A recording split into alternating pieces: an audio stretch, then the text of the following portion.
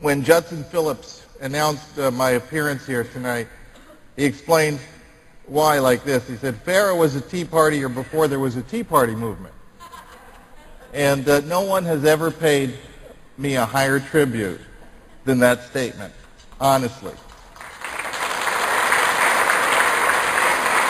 In fact, way back in 2003, I wrote a book that literally prophesied this movement that you have created. It was called Taking America Back, and that's exactly what you are doing. That's the mission. That's the goal. And it's the most exciting development in American politics in my lifetime. Now, I got even more specific about what was coming in America in a book I wrote in 2008 called None of the Above. And in that book, I explained why neither major party presidential candidate would change the failed course America was on. And the only difference between the two candidates was the speed at which they would drive the country to the brink of bankruptcy and disillusionment. But more to the point, I explained what would happen if Barack Obama were selected. I explained that the freight train he was driving would result in a major grassroots rebellion. Ordinary, hard-working Americans who never marched in a protest or attended a rally were going to get off their behinds and fill the streets. And you fulfilled that prediction dramatically, in powerful ways. And you did it in numbers and speed that I could not have imagined. But our work is only beginning. And that's why we're here this weekend. And it's really great to be among like-minded folk, like-spirited people. And conferences like this are great for sharing ideas and experiences and learning from others and getting the creative juices flowing, strategizing. And it reminds me of this story. I don't know if you heard about this international medical conference that took place recently. Doctors were all sharing their success stories with one another.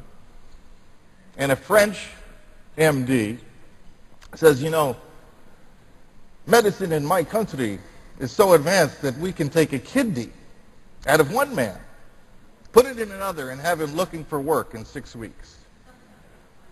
And not to be outdone, the German doctor says that is nothing. We can take a lung out of one person, put it in another, and have him looking for work in 4 weeks. And to that, a Russian doctor says, in my country, medicine is so advanced that we can take half a heart out of a person, put it in another, and have him looking for work in 2 weeks. Then the American physician gets up and he says, you guys are way behind. We recently took a guy with no birth certificate.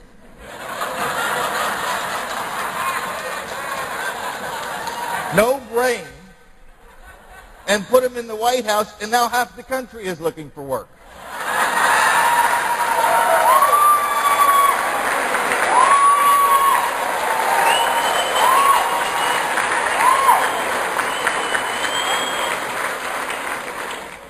This is being broadcast by C-SPAN, I want you to know. So this is the first time television in America is going to hear about some of this stuff. This is going to be shocking. This is why this is going to be more radical than Angela's speech.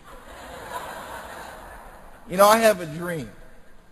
And my dream is that if Barack Obama even seeks re-election as president in 2012, that he won't be able to go to any city, any town, any hamlet in America without seeing signs that ask, where's the birth certificate?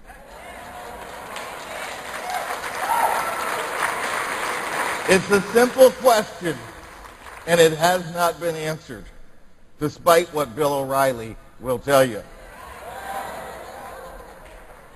The rest of the media, they think it's ridiculous, which makes me certain it's one of the most important questions we can be asking.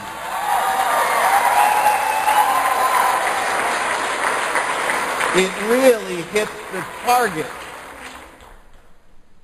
polls now show in California, last week, a poll done in California, 33% of Californians either believe Obama was born outside the country or have doubts about his alleged Hawaiian birth. Nationwide, it's closer to 50%. Even significant numbers of Democrats have their doubts. But the media and the politicians, they keep pretending it's all been settled. It's all been proved. I say if it's been settled, show us the birth certificate. Simple. Just this week, you probably saw Barack Obama's appearance at the National Prayer Breakfast. And he said, don't question my faith and don't question my citizenship. Now, why should his citizenship be a matter of faith? We're not supposed to see the evidence?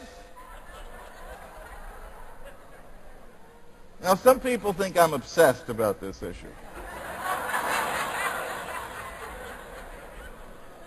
I admit it. I'm obsessed with the Constitution.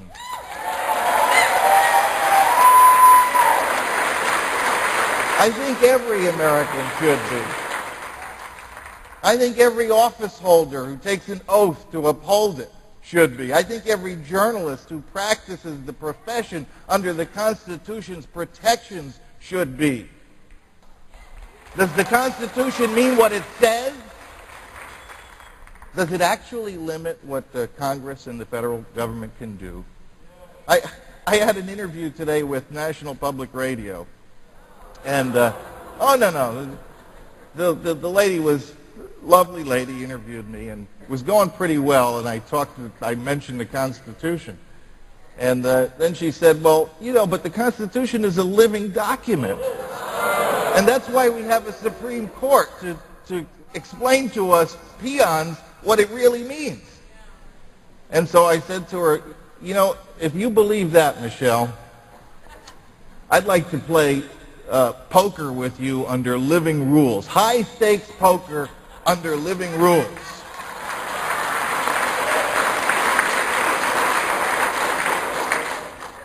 But what about this Constitution? Can Congress constitutionally require Americans to buy medical insurance? Does Obama have the constitutional power to appoint unaccountable czars to rule over virtually every aspect of our lives? Does Congress have the power to kill or inhibit freedom of speech of talk radio hosts like Rush Limbaugh? Do we have a right to bear arms or not? You passed the test.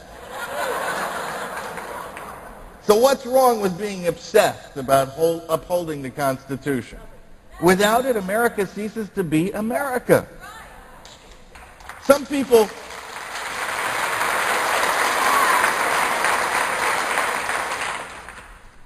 say it's not important where Barack Obama was born.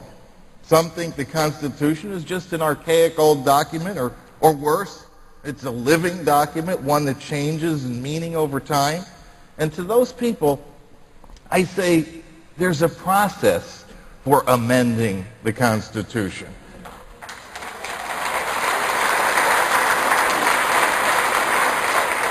But it's the basis for all our laws. It's the glue that holds us together, that binds us as a people, as a nation state. And we abrogate it and abuse it at our great peril. And I take seriously its eligibility requirements for presidents. I admit it. Rush Limbaugh had a funny line when he asked, what do God and Barack Obama have in common? And his answer is, neither one of them has a birth certificate. It's a funny line.